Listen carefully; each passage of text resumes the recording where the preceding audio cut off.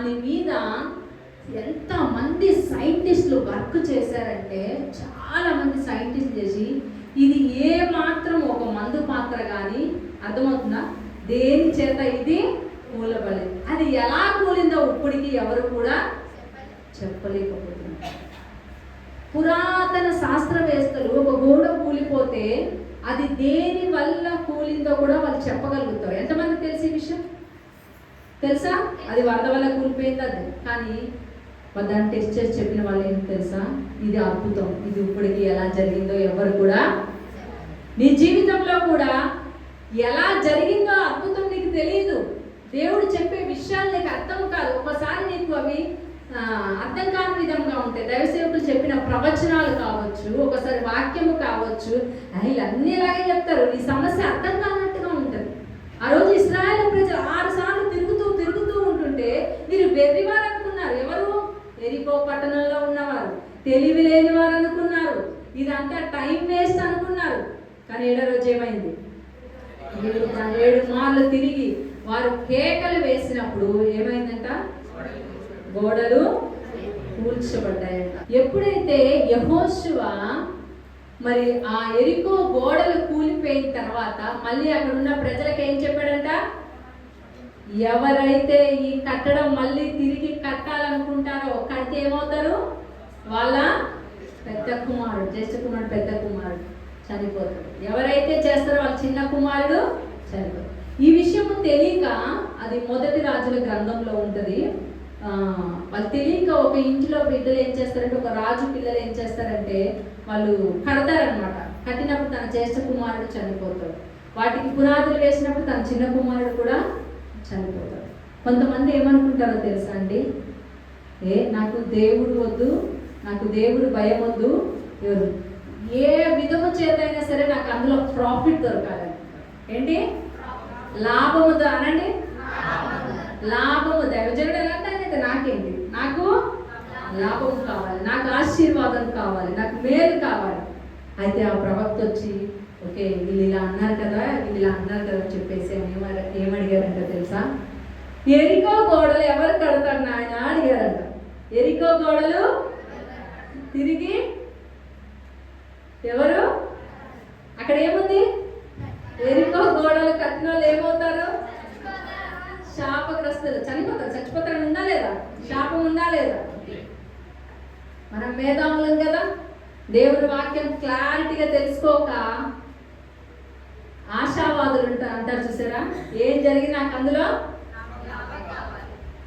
గబగబా వచ్చేసి, అయ్యా నేను మంచి మేస్త్రినండి, నేను కట్టేస్తాను ఎరికో గోడలు అన్నాడు. ఏంటి? నేను మంచి మేస్త్రిని, నేను కట్టేస్తానండి. ఇంకొక ఆయన అంట, అయ్యా నేను కూడా అయ్యా, నేను ఆయనకన్నా సీనియర్, నేను ఆయనకన్నా సీనియర్ని, నేను ఇంకా బాగా కడతాను. ఈయనంటున్నట్ట కాదయ్యా, ఆయన డబ్బులు ఎక్కువ తీసుకుంటాడు. ఇది దేవుడి పని కాబట్టి, ఇది దేవుడి పని కాబట్టి నేనేం చేస్తాను? సగానికే చేసేస్తాను. మీరు సగం ఇవ్వండి చాలు. అంటే వాళ్ళు ఏమనుకుంటారంటే ఈ దగ్గర నుంచి మనకి ఏమన్నా వస్తుందేమో. ఏం కడతా అంటున్నారండి? దేవుడు శపితమైనది. దేవుడు శపించి దీన్ని నువ్వు మళ్ళీ కట్టకు, దీన్ని కడితే నువ్వు శపించబడతావు, నువ్వు సస్తావు అన్న దాన్ని ఏం చూస్తున్నారు? అది చూస్తున్నారా? దేన్ని చూస్తున్నారు? డబ్బుని, ప్రాఫిట్ని, లాభముని. మనకి జ్ఞానం లేక కొన్నిసార్లు ఏం చేస్తామో తెలుసా అండి? దేవుడు చెప్పింది నాకు అది లాభం, ఆ ఉద్యోగం నాకు లాభం, ఆ ఊరైతే నాకు లాభము, ఆ బిజినెస్ చేస్తే నాకు లాభము, ఆ ప్రాంతంలో చేస్తే నాకు లాభం, నాకు 10 మందిని తాగిపిస్తే నాకు లాభం. ఇలాగా ఇష్టానుసారంగా నాకు వివాహం చేసుకుంటే కట్నం బాగా వస్తుంది, నాకు ఇది లాభము. లాభాపేక్ష గురించి ఆలోచించి దేవుడు సిద్ధపరిచింది ఏంటి, దేవుడు ఏం చెప్తున్నాడు, దేవుడు ఏం చెప్తే మన జీవితం అద్భుతంగా మారుతుందా, ఏం చేస్తే శాపంగా మారుతుందా అనే జ్ఞానము అక్కడున్న సంఘ బిడ్డలకి లేక మరి ఏమయ్యారంట? ఆశీర్వదించబడటానికి, సహాయం చేయడానికి, మేలు చేయడానికి దూర ప్రాంతం నుంచి వచ్చిన ఆ సేవకుడు ఆ ప్రాంతాన్ని విడిచి వెళ్ళిపోయాడంట, దుఃఖంతో వెళ్ళిపోయాడంట. ఎలాగా? వాళ్ళు ఎందుకు ఆశీర్వాదం పోగొట్టుకున్నారు చెప్పండి? కేవలం ఎరికో గురించి జ్ఞానం లేకపోవడం. అంటే దేవుడు ఏం చేయమంటున్నాడు, ఏమి చేయొద్దు అంటున్నాడు. ఈ రెండు విషయాలు తెలియకపోవడం వల్ల ఏమయ్యారు వాళ్ళు? ఆశీర్వాదాన్ని. అద్భుతం చేసే దేవుడు వచ్చాడా లేదా వాళ్ళ మధ్యలోకి? సహాయం చేయడానికి దేవుడు పంపించాడా లేదా? ధనము ఇవ్వడం కోసం వచ్చాడా లేదా? కానీ దేని వల్ల కోల్పోయాము? జ్ఞానము లేక. దయచేసి గుర్తుపెట్టుకోండి, నువ్వు ఆదివారం వస్తున్నావంటే నువ్వు ఇక్కడ వాక్యం సరిగ్గా వినకపోయినా, ఇక్కడ సరిగ్గా నువ్వు వాక్యం వినకు నువ్వు నిద్రపోతున్నా, నువ్వు శపించబడుతున్నావు. అది నీకు ఎన్నోసార్లు తెలియచెప్పాము, అయినా నీకు జ్ఞానము తెలియక నువ్వేమవుతున్నావంటే దీవెన్ని కోల్పోతున్నావు, బ్లెస్సింగ్ని కోల్పోతున్నావు, ఆశీర్వాదాన్ని కోల్పోతున్నావు. అలా కాకుండా యెహోషువ ఇశ్రాయేలు ప్రజలుగా 6 మార్లు తిరగమంటే 7 మార్లు తిరగమంటే 7 మార్లు. దేవుడు ఎలా చెప్తే అది నీకు వెరితనంగా ఉందా, అది నీకు టైం టేకింగ్గా ఉందా? కొంతమంది మనం ఏం చేస్తామో తెలుసా అండి, 7 రోజులు ఎందుకండి ప్రార్థన? ఒక్కరోజు పెడితే సరిపోదా? దేవుడు ఒక్క రోజులో చేయలేడా? రెప్పపాటుని చేయలేడా? ఏంటి? నువ్వు ఇశ్రాయేలు ప్రజలు దేవుడికి నేర్పించారా? దేవుడికి తెలుసండి. ఎర్ర సముద్రంలో రెప్పపాటున ద్వారము తెసాడు, ఎరికో గోడలకి 7 రోజులు సమయం తీసుకున్నాడు. దేనికోసం? నీకు నేర్పించడం కోసం, నీకు మేలు చేయడం కోసం, నీకు ఓర్పుని నేర్పించడం కోసం, విధేయత నేర్పించడం కోసం. నువ్వు ఈరోజు విధేయత చూపిస్తే కనుక నీ భవిష్యత్తు కాలం అంతా మేలులే ఉంటాయి. కాబట్టి దేవుడు నీకు విధేయత నేర్పించాలని ఎన్ని రోజులు టైం తీసుకున్నాడు? ఎర్ర సముద్రాన్ని ఎంతసేపట్లో చేశాడు? మరి ఇప్పుడు అనండి, 7 రోజులు అవసరమా దేవుడికి అని అనండి. మీకు విషయం తెలుసా? దేవుడు సైంటిఫిక్గా ఈ సృష్టిని సృష్టించింది ఎవరండి? దేవుడే. అవునా కాదా? మీకు ఇక్కడ చదువుకున్న పిల్లలకి ఎంతమందికి తెలుసు వాయిస్కి ఒక వస్తువు బ్రేక్ అవుతుందని? ఎంతమందికి తెలుసు? సైంటిఫిక్గా తెలుసా? విన్నారా? మ్యాక్సిమం అందరు చూసిందైతే ఒక గ్లాస్ పెట్టి ఒక లేడీ గట్టిగా అరుస్తుంటే ఏముంది, దాన్ని చూసే కనుకుంటా. ఇశ్రాయేలు చేసిన ప్రజల శబ్దమునికి శక్తి ఉంటుందని సైంటిస్టులు ఎదిగి శబ్దమునికి కూడా బలం ఉంటుంది అని సైంటిస్టులు దేని అనుకున్నారు తెలుసా? బైబిల్ బట్టి. హల్లెలూయా. తెలుసా? ఆ జ్ఞానం బైబిల్లో నుంచి వచ్చిందే. మీకు తెలుసా? ఒక బ్రిడ్జ్ మీద మిలిటరీ వాళ్ళని మార్చి పాస్ చేసుకుంటూ నడవనియరు. ఎంతమందికి తెలిసి చేతులెత్తండి. ఏమవుతుంది? చాలా మందికి తెలియదు. ఏమవుతుంది? అది ఎంత బలమైన బ్రిడ్జ్ అయినా సరే, అది ఎంత పెద్ద కట్టడం అయినా సరే, మిలిటరీ కనుక ఒకటే రిధంలో వాళ్ళు స్టెప్ పై ఒకటే కాలు వేసినప్పుడు ఆ పైనున్నది కదలదు, కానీ అడుగున పునాదులు కదలు. ఆ సైంటిఫిక్ ఎక్కడదో తెలుసా? 7 మార్లు ఎందుకు తిరగమన్నాడో తెలుసా? వాళ్ళు మౌనంగా ఒకటే రకంగా మాట్లాడకుండా దేవుడు నడవమని 20 లక్షల మంది అడుగులు వారు వేసినప్పుడు ఆ ఎరికో గోడల పునాదులు దేవుడు కింద కదిలింపజేశాడు. ఆ జ్ఞానము మనకి తెలియదు. ఎవరికి తెలుసు? నీ జీవితంలో దేవుడు ఒకటి చేయమన్నాడు అంటే నీ జీవితంలో ఒక ఉపవాసం ఉండమ్మా, ఒక ప్రార్థన చేయమ్మా, ఈ స్తుతి చెల్లించమ్మా అంటే దాని వెనకాల ఉన్న జ్ఞానము నీకు తెలియదు. కానీ నువ్వు ఒకటి గుర్తుపట్టుకో, ఈ రోజు నుంచి దేవుడు నేను ఏదైనా చేయమన్నాడా అంటే దాని వెనకాల నీ జీవితంలో ఎరుకో గోడను దేవుడు కూల్చివేయబోతున్నాడు. అది నువ్వు స్పష్టంగా చేయాలి, అది నువ్వు క్లియర్గా చేయాలి, ఏ తప్పు లేకుండా జాగ్రత్తగా శ్రద్ధతో చేయాలి. దేవుడు నీకు ఇచ్చిన ఏ ఆశీర్వాదంలో అయినా సరే దేవుడు నీకు దశంభాగం ఇయ్యమ్మా, కృతజ్ఞతగా ఇయ్యమ్మా అన్నాడంటే ఏంటో తెలుసా? నీ భవిష్యత్తులో ఏదో గొప్ప మేలు నీ కొరకు దాచిపెట్టేది నీకు ఇవ్వడం కోసం. దేవుడు నిన్ను ఉపవాసం ఉండమ్మా, ఈరోజు నీ ఇంట్లో కూడిక పెట్టుకోమ్మా, ఈరోజు ఈ ఆరాధనలో మీరు పాల్గొనండి అంటే అర్థం ఏంటో తెలుసా?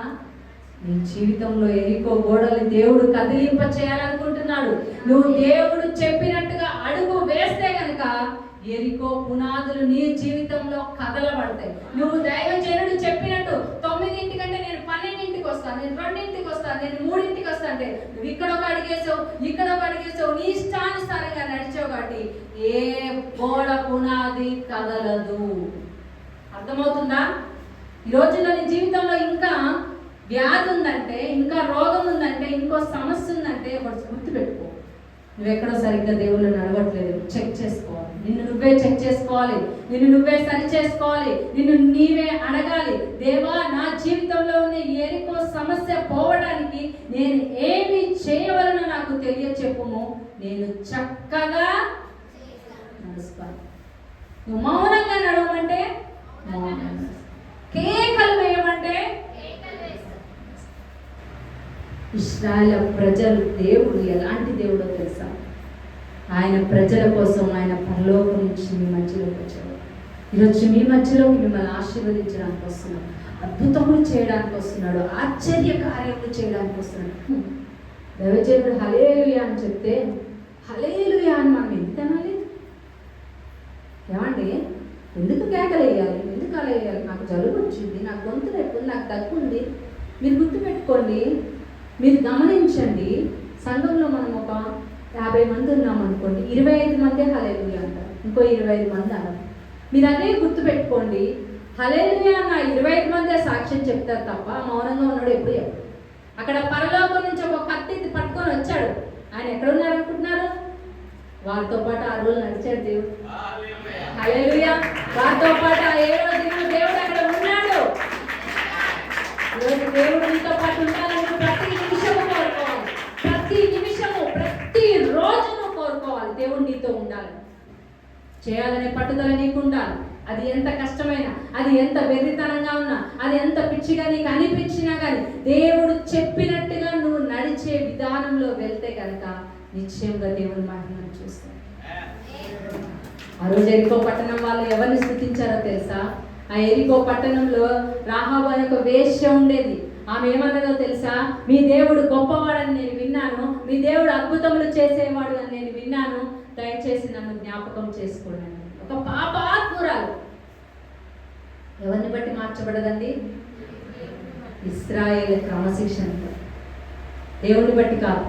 ఇశ్రాయేలు క్రమశిక్షణను చూసి వారి దేవుడు, వారు ఇశ్రాయేలు దేవుడు మాట ఇంత చక్కగా వింటే వాళ్ళ దేవుడు వారి జీవితంలో ఇన్ని అద్భుతములు చేస్తారా అని తెలుసుకొని దేవునికి నామం మహిమపరచబడింది. ఆ రోజు ఆ కుమార్తె ద్వారా కుమార్తె రక్షించబడి. అర్థమవుతుందా అండి? అదే ఇశ్రాయేలు ప్రజలు కనుక, ప్రభువా మేము బలశూరులము, మేము రాళ్ళతో గుణపాలతో, అది రాతి గోడ అంటండి. ఏంటి? ఎరికో గోడలు దగ్గర ఒక 3 అంతస్తులు 4 అంతస్తుల హైట్ ఉండేదండి. ఎంత వెడల్పు ఉండేది, అవన్నీ మీరు గూగుల్లో కానీ సెర్చ్ చేస్తే చాలా దొరుకుతాయి. చాలా వెడల్పు ఉండేది. ఏంటి? అంత పెద్ద సమస్యని దేవుడు ఎలా చేశాడు? ఆ ఎరుకో చుట్టూ కూడా 6 రోజులు తిరగడం అంటే, నేను టైం ఇవ్వనంటే ఎలాగండి దేవుడికి? నేను టైం ఇవ్వనంటే ఎలాగా? నేను సమయం ఇవ్వను అంటే ఎలాగా? ఉదయమునే లేచి ఎరుకో గోడ చుట్టూ తిరగాలంటే వంట వండుకొద్దా అండి? పొద్దున్న టిఫిన్ చేయొద్దా అండి? చంటి పిల్లలకి పాలు ఇవ్వద్దా అండి? గొర్రెలకి, ఎడ్లకి, ఆవులకి మేత పెట్టొద్దా అండి? ఫస్ట్ ఏం చేయించాలి? ఎరికో గోడను జయించాలి. ఎరికోని నువ్వు జయించకపోతే కనుక అందులో ఉన్న పరాక్రమశాలులు వచ్చి ఎవరిని మింగేస్తారు? ఇశ్రాయేలు ప్రజలు. ఈరోజు నీ వ్యాధిని మింగేస్తున్న విషయం తెలుసా నీకు? నీ శత్రువుని మీరు జయం పొందుకుంటాడు, అది తెలుసా నీకు? అవి జరగకూడదు. నీవే ఆ పరాక్రమశాలి అయిన ఆ వ్యాధిని, ఆ రోగంని, ఆ పరిస్థితిని జయించి విజయం కేరింతను కొట్టాలంటే నువ్వేం చేయాలి? ఏం చేయాలండి? ఎంత జాగ్రత్తగా చేయాలి? తప్పొచ్చా పక్కకి? ముందు యుద్ధ సన్నద్ధులు ఉంటే వాళ్ళు ఎందుకు ముందు మేము వెళ్తాంలే అని అనొచ్చా మనము? దేవుని ఏర్పాటు. యాజకులు ఎక్కడ ఉండాలో అక్కడే, బూరలు ఊదేవారు ఎక్కడ ఉండాలో అక్కడే, యుద్ధ సన్నద్ధులైన వారు ఎక్కడ ఉండాలో ప్రజల వెనకాల ఎలా వెళ్ళాలి? మౌనంగా వెళ్ళమంటే, కేకలు వేయమంటే, కేకలు వేయకపోతే అర్థమవుతుందా మీకు? 6 రోజులు వాళ్ళు నడిచినప్పుడు ఆ ఎరికో గోడల కింద పునాదులు ఏమయ్యాయి తెలుసా?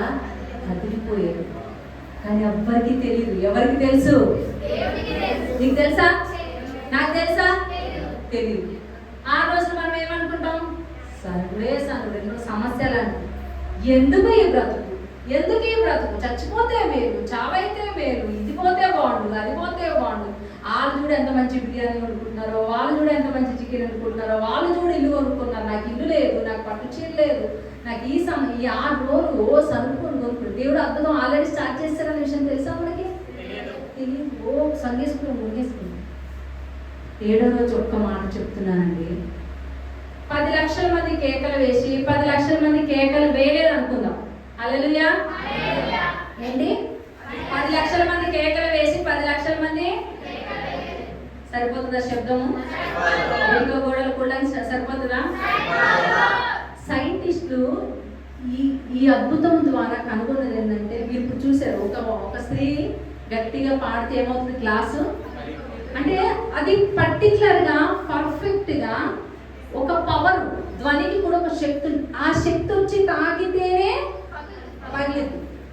అంటే పగలదు. అర్థమవుతుందా? ఆ రేడియేషన్స్ ఉంటాయి దానికి, ధ్వని తరంగాలు వెళ్ళే దాన్ని కొలిచే పరిమాణాలు కూడా ఉంటాయి. అది తాకినప్పుడే. అంటే ఇప్పుడు ఎరికో గోడలు కూడే అంటే దేనికి కారణం తెలుసా? ఐక్యత. ఏంటి? 20 లక్షలు ఎలా ఉన్నారు? 20 లక్షల కేకలు వేయమంటే అందులో 10 మంది కేకలు ఎక్కడ ఉన్నారా? మరి మనం ఎందుకు ఉండేది 50 మంది అయితే 25 మంది హల్లెలూయా అంటాం. 25 మంది అన్న. అర్థమవుతుందా? దయచేసి నీ పక్కనున్న వారికి ఐక్యత నేర్పించు. అందరం కలిసి హల్లెలూయా అంటే పరలోకం తెరవబడుతుంది. అర్థమవుతుందా? అందుకే దేవుని ఏర్పాటును ఈ రోజు నుంచి నువ్వు కనిపెట్టుకున్నప్పుడు నీ జీవితంలో ఎరికో కూడా ఖచ్చితంగా తీసుకెళ్ళాలి. హల్లెలూయా. గట్టిగా క్లాప్స్ కొట్టి దేవుని మహిమపడతాను. ఎంతమందికి అర్థమైంది? అర్థమైందా? కళ్ళు మూసుకోండి. ఒక 2 నిమిషాలు ప్రార్థన చేయండి. కళ్ళు మూసుకోండి. స్పష్టంగా ఒకవేళ నీ జీవితంలో ఎరికో గోడలు ఏదైతే ఉందో జ్ఞాపకం చేసుకోండి. క్లారిటీగా జ్ఞాపకం చేసుకోండి. నీ జీవితంలో ఏది ఇంకా అడ్డంగా ఉంది, ఏది చేయలేకపోతున్నావు, ఏది దాటలేకపోతున్నావో మొదట దేవుడిని క్షమించమని అడగండి. తర్వాత దేవుడిని అడగండి, ప్రభా నా జీవితంలో ఉన్న ఎరికో గోడ ఈరోజు కూలిపోకున్నట్లుగా అయ్యా నాకు ఒక మార్గము చెప్పండి అయ్యా. నువ్వు ఇశ్రాయేలుతో మాట్లాడినట్లుగా నాతో మాట్లాడండి. ఇగో నా భార్య చక్కబడినట్లుగా, నా గర్భఫలం వచ్చినట్లుగా, నా భర్త బాగుపడినట్లుగా, నా కుటుంబము, నా వివాహము, నా జాబ్ విషయంలో, ప్రతి విషయంలో ఈరోజు నీ జీవితాన్ని దేవుడికి అప్పచెప్పి దేవుడితో మాట్లాడే సమయంలో ప్రభువా ఇశ్రాయేలు ప్రజలకి చక్కటి మార్గమును తెలియపరిచినట్టుగా ఆ ఎరికో గోడల చుట్టూ 7 మార్లు 7 రోజులు తిరిగినట్లుగా ప్రభువా నాతో మాట్లాడండి అయ్యా, నాకు తెలియచేయండి అయ్యా.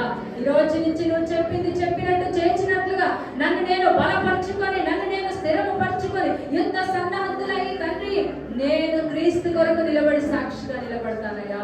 నా జీవితంలో ఉన్న ఎరికో గోడలు తీసివేయము తండ్రి. యేసయ్యా ఎంతమంది బిడ్డలైతే నాయన ఎవరి జీవితంలో ఎరికో గోడల వంటి సమస్యలు వారు జయించలేరు, మరి వాటిని తాకలేరు, వాటిని ఎక్కలేరు ప్రభా, వాటిని దాటుకొని ముందుకెళ్ళలేరయ్యా. ఎవరి జీవితాలు అయితే సమస్యలు బలంగా కనబడుతున్నాయో, వారు సాధించలేము, ఇది జయించలేము, ఇది కాదు అనుకుంటున్నారు ప్రభా, వారితో మాట్లాడి ఇశ్రాయేలు ప్రజలకు తెలియపరిచినట్టుగా వారికి ఒక చక్కటి మార్గం చూపించండి అయ్యా. వారి యథార్థంగా నువ్వు చెప్పినట్టు నడుచుకున్నప్పుడు, వారి యథార్థంగా నువ్వు చెప్పినట్టు లోబడినప్పుడు అయ్యా వారి జీవితంలో ఎరికో గోడల్ని మీరు కూల్చివేయమని, వారితో పాటు మీరుండమని యేసుక్రీస్తు నామములో పొందుతున్నాను తండ్రి. ఆమేన్.